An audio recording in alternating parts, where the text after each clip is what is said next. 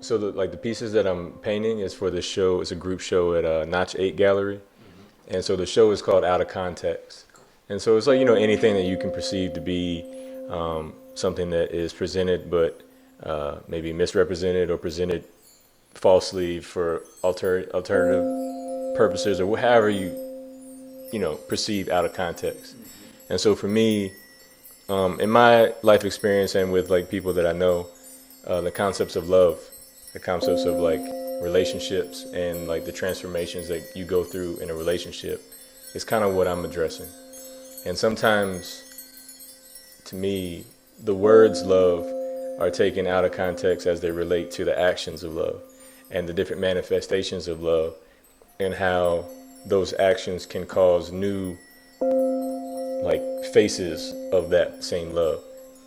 So it's kind of like, for me, just exploring like the life of love, or the life of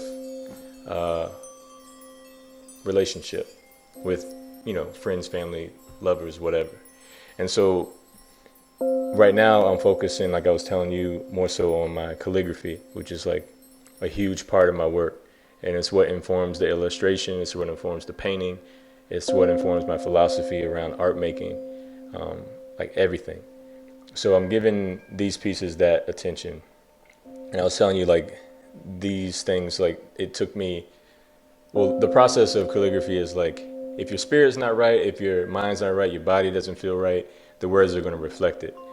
And so they're very like transparent in that way, like whatever you're writing is going to be indicative of your current state. And so like I just had to keep going over and over what I was doing because I wasn't pleased with it, even though it was speaking truth to like how I was feeling at the moment, I guess. So these words, this is the word love, clearly, because that's the concept that we were just talking about. And so I don't know if you're familiar. I think you are because I told you about it. But I think everything that I write is English, made to look like Chinese, Japanese, Korean. But it's English written, with our letters to look like theirs. And so this is the word love, right?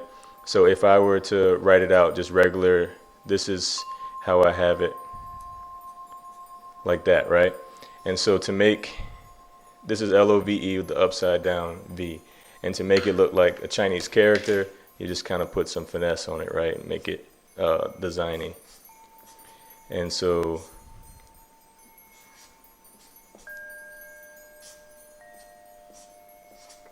it's the same thing, but here's the upside down V, here's the E, here's the O, and here's the L. And that's how I do everything. Some words are, combinations of the letters to make one whole character, so it's more like reflective of like Chinese or Japanese, what you're familiar with, and to condense it and make it something I can do a whole painting with. And then sometimes it's like, I'll do each letter written out like how we do. So going back to the concept and talking about the transformations or the different phases of love, right? So the first one is the formal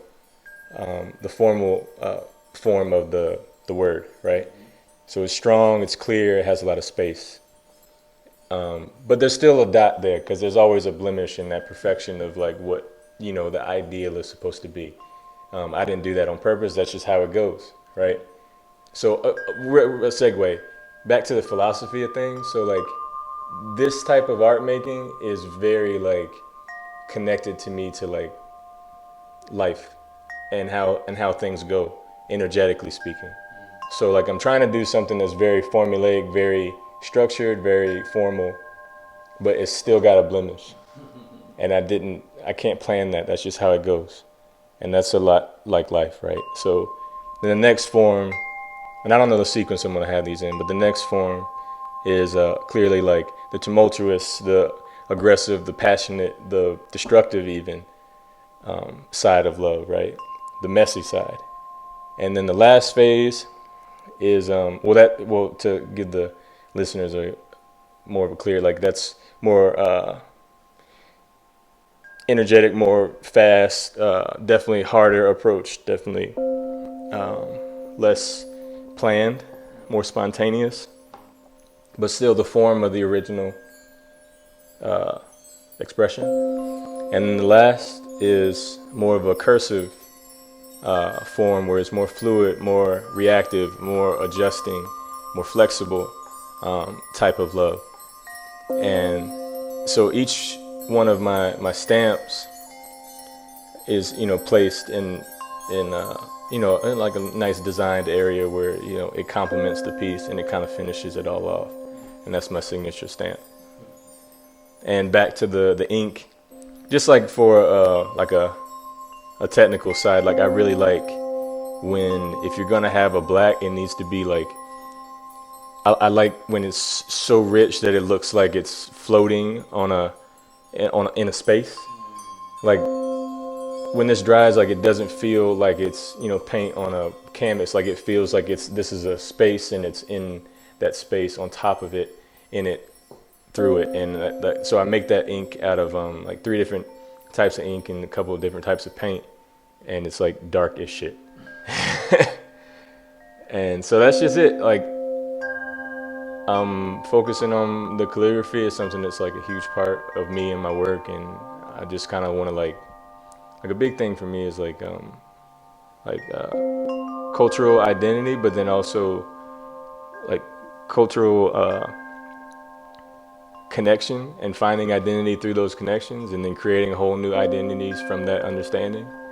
Because I feel like that's what we are, right? Like each civilization, each country is a composite of like who they experienced and what they learned from them. And so like that's kind of what I'm doing with the writing. And writing creates reality. Language creates reality.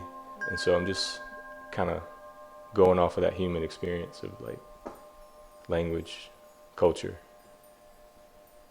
and transformation. Drop the mic. Drop the mic, bro.